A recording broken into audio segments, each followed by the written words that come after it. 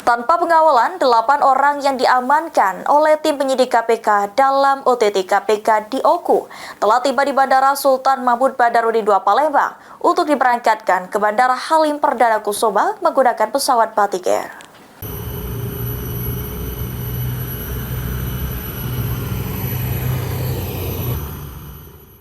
Berdasarkan pantauan Timpal TV di Bandara SMB 2 Palembang, sejak pukul 5 pagi terlihat sejumlah petugas-petugas dari pihak kepolisian sudah berada di pintu keberangkatan.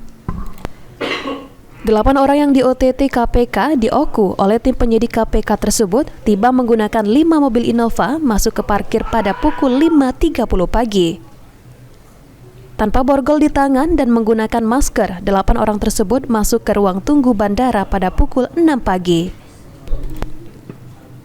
Kedelapan orang yang terjaring OTT KPK di Oku langsung menuju ruang tunggu bandara untuk diberangkatkan menuju ke Bandara Halim Perdana Kusuma, Jakarta menggunakan pesawat Batik Air yang akan berangkat pada pukul 7 pagi.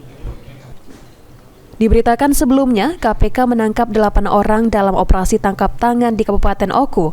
Pihak yang ditangkap itu mulai dari Kepala PUPR Oku hingga sejumlah anggota DPRD Oku. Ilham Wahyudi, PAL TV.